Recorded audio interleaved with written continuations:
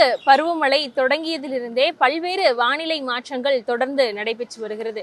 குறிப்பாக இந்த ஆண்டை பொறுத்தவரை எல்னினோ உருவாவதற்கான வாய்ப்புகள் இருப்பதாகவும் தொடர்ந்து தெரிவிக்கப்பட்டு வரக்கூடிய நிலையில் பல்வேறு பகுதிகளில் வெப்பநிலை அளவும் அதிகமாக இருக்கும் என்பதே ஒரு பெரிய கருத்தாக பரவி இருக்கிறது. அது மட்டுமின்றி தென்மேற்கு பருவமழையை பொறுத்தவரை தென் தமிழக மாநிலங்களில் நேரடியாக மழை அளவு என்பது இருக்காது. இருந்தாலும் கூட இது மறைமுகமாக மழையை கொடுக்கக்கூடிய ஒரு விஷயமாக இருக்கிறது. குறிப்பாக கர்நாடகா, கேரளா போன்ற மாநிலங்களில் பெருமளவு மழை பொழிந்து அது நிறைவடையக்கூடிய காலகட்டத்தில் தமிழகம் உள்ளிட்ட பகுதிகளில் எல்லாம் நேரடியாக இந்த மழை இல்லாமல் அதன் ஈரப்பத காற்று இந்த பக்கம் வரக்கூடிய சூழலில் இது போன்ற மாலை நேரங்களில் மழைக்கான வாய்ப்புகள் அதிகமாக இருக்கும் என்று தெரிவிக்கப்பட்டிருக்கிறது. இது இயல்பாக தென்மேற்கு பருவமழை காலங்களில் வரக்கூடிய இந்த வெப்பச்சலன மழை என்றே சொல்லப்படுகிறது.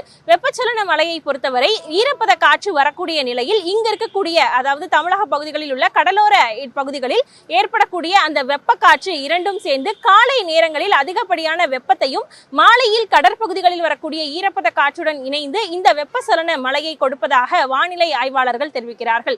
குறிப்பாக இந்த வெப்பச்சலன மழை வரக்கூடிய 10ஆம் தேதி வரையிலும் கூட தமிழகத்தின் பல்வேறு பகுதிகளில் இருக்கும் என்று தெரிவிக்கப்பட்டிருக்கக்கூடிய நிலையில் அதற்கு பிறகாக வெப்பச்சலன மழை படிப்படியாக குறையும் என்றும் தெரிவிக்கப்பட்டிருக்கிறது.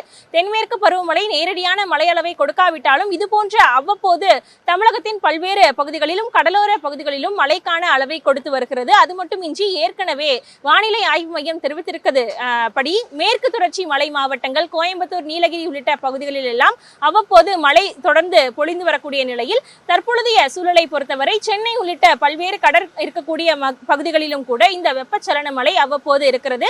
தொடர்ந்து கடந்த ஒரு வாரமாகவே காலை நேரங்களில் அதிகப்படியான வெயில் அளவும் மாலையில் இந்த வெப்பச்சலன மழையும் இருப்பதை பார்க்க முடிகிறது. இந்த வெப்பச்சலன மழைக்கு இது போன்ற ஈரப்பத காற்று உள்ளிட்டவைதான் காரணம் என்று தெரிவிக்கப்பட்டிருக்கக்கூடிய நிலையில் இன்றைய தினமும் கூட சென்னையின் பல்வேறு பகுதிகளில் இந்த வெப்பச்சலன மழையை பார்க்க முடிகிறது.